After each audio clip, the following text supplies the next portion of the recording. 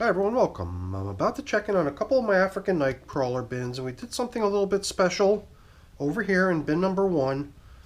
We had done a little bit of a test to see if gummy bears, basically processed sugar placed into the system, would make any difference in terms of, microbial life or fungi, bacteria possibly thriving better in the presence of a high dosage of sugar. So we took some gummy bears and they were sprinkled into the feeding zone of bin number one over here only. Nothing went into bin number two as far as the gummy bears, but they both received a fairly similar feeding where we put worm chow and pulverized corn on the cob and coffee. Everything was all bite-sized, powdery, you know, small-sized material. And we got a little bit more of that with the corn and the coffee, but they're going to be getting some regular kitchen scraps on this go around. So I'm definitely curious to see if the addition of sugar over here into the feeding zone of bin number one will have made any difference to the activity in the feeding zone. And yeah, it was a red gummy bear that we left out here on bin number one. So something came out here and took our nice little red gummy bear. So yeah, you're not remembering incorrectly. It was a red gummy bear that had been placed out there, but I don't know what. Something came by and took it.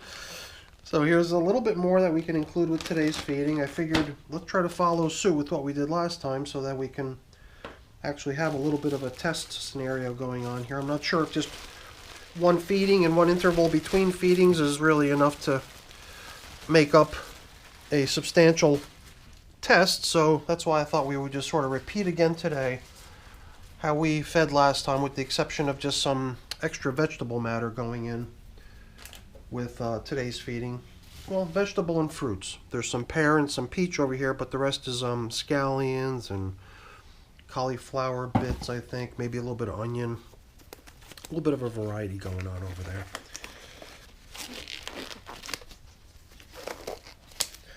Now these feeding zone indicators are going to come in handy because the coffee that I bought down for them today does not include coffee filters. It's just a collection of many days worth of coffee.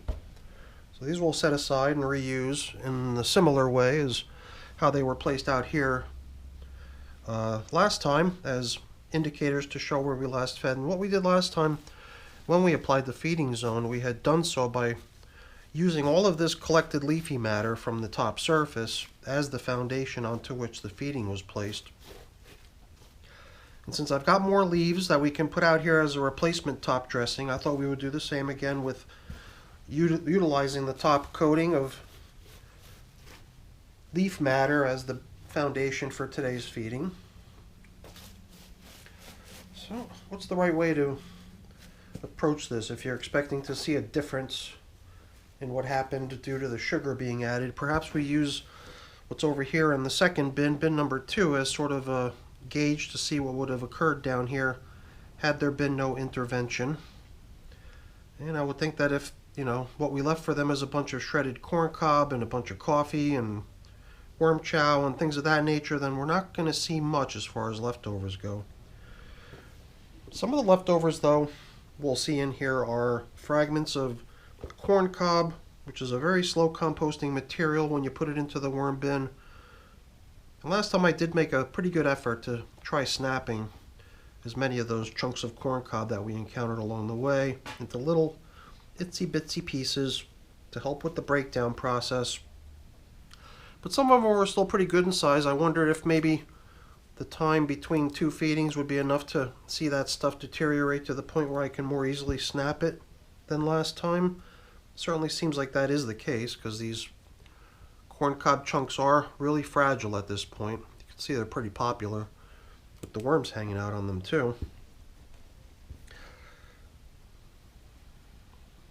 Yeah, this system, from what I remember, had whole corn cobs in it, which we tried to at least break down long ways to expose their insides.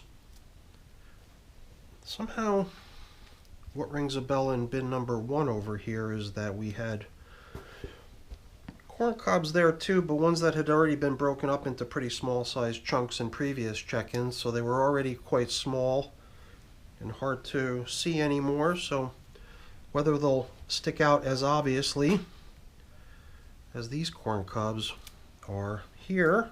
I don't know, we'll have to check. I think we're about ready to head over there anyway, because we've made a nice little opening into which we can place today's feeding. It is getting pretty crowded in here as I excavate to make that little gully to put our stuff into. I do feel like I'm coming pretty darn close to the edge of the container where I've piled stuff up. So actually this is a piece of corn cob that was not even busted yet. I think it couldn't be busted because it was just too small to really fit in my hand properly, but now I was able to crush it. It just softened up enough to give. And I guess there probably are little bits of leftover or something causing the worms to crowd together a little bit over there. I don't know, after 10 days you would think that that kind of feeding like what they got last time with all that particle matter size stuff, coffee and worm chow and all tiny stuff, that it would be mainly history by now. That is a nice size worm ball, if I do say so myself. These little guys, they'll be squirming around, they'll be looking to get out of the bright light, and even though it might look like the majority of them will just end up falling through my fingers back into the bin, most of them will just stay right there in my hand, but they will recede out of view, leaving pretty much just a pile of the stuff they were hanging out in 2 minutes ago. I don't know, what do you think? Is it because of the gummy bears being piled in there into the bedding, making it that much more interesting that the worms were really coming out in such great numbers for the sweet, sugary treat? I suppose it's a valid theory. Look at all those worms.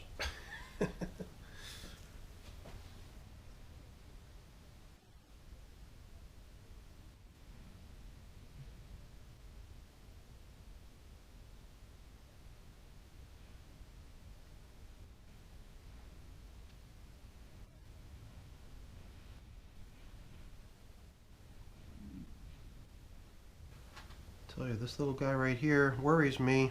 Doesn't seem to be finding its way back down into the nice, cool, damp environment. Hate to see him get stranded out there on the dry. So yeah, I'm definitely curious to see what becomes of us kind of repeating what we did last time by putting more sugar in there to see what we see. Or would it make more sense now to give bin number 2 a sugar treat to see if we get a similar turnout over there? I mean, that would seem like a good, fair way to dial in another copy of the same test to see what happens. Yeah, why don't we do it that way? I like the sound of that.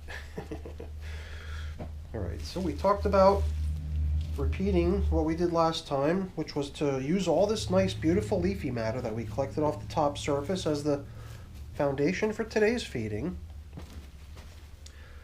And the collection of veggies and fruits that they're getting, I'm assuming, is going to draw a nice crowd in itself.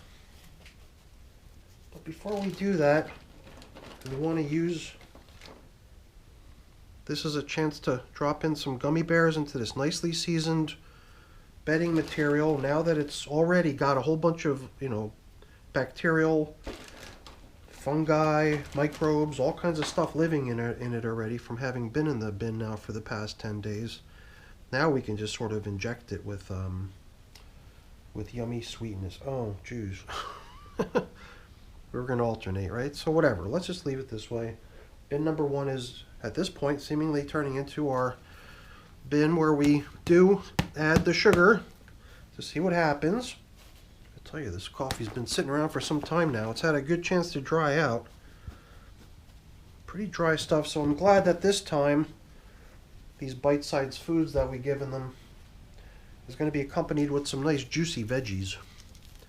Sometimes you'll see me sprinkling my worm chow down into the coffee that I add. The stuff I'm sprinkling into the coffee today, though, is different. It's not the worm chow, it's just this shredded corn on the cob. And then in can come the yummy fruits and veggies.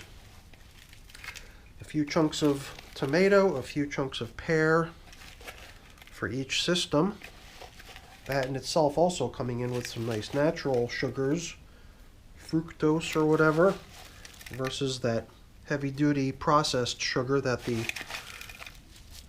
gummy bears are made out of. I see a whole bunch of frost that has developed in here too. Little chunks of ice accompanying the frozen foods that are in here. Certain foods do seem to kick out a good bit of moisture when they go into the freezer.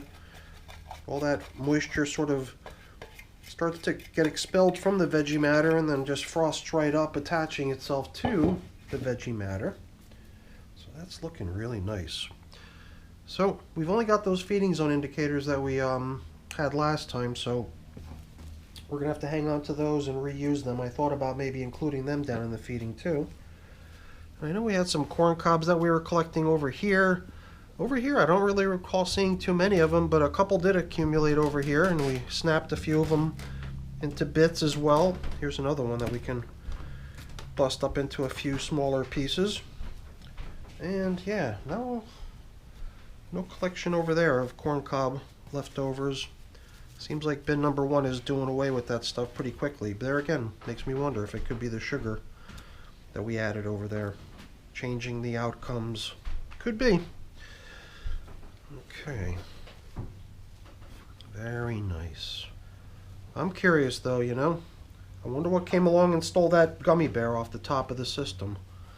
You might remember when these two systems were resting on the floor, they just also happened to have a little visitor that would come by once in a while.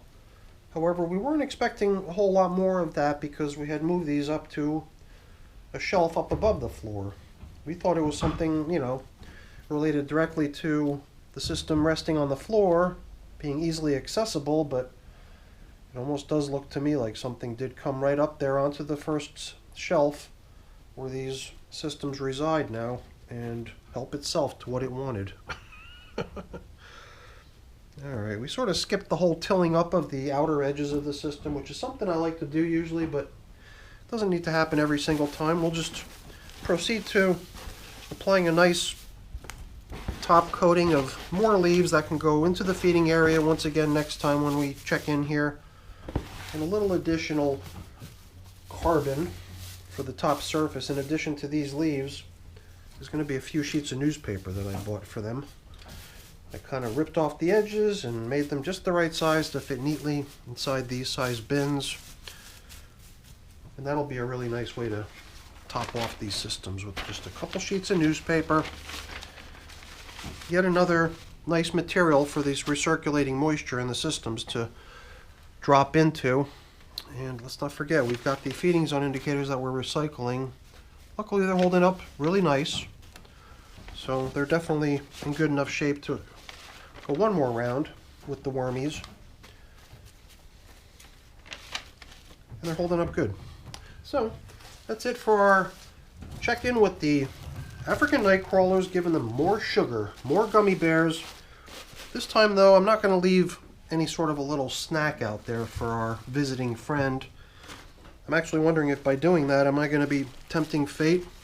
Almost forcing the little guy to burrow down into the system in pursuit of the gummy bears that are down in the bedding. I wonder if they can sense it being there, being below the surface. I guess we'll just have to see next time. Alright everyone, that's it for our check-in with the African night crawlers. Hope you enjoyed it. If you did, as always, please don't forget to leave me a quick thumbs up before you go. That's always really appreciated. And if you haven't done so already, please consider subscribing to the channel. That's very much appreciated as well. Alright everyone, thanks for watching. Have a great day. Bye now.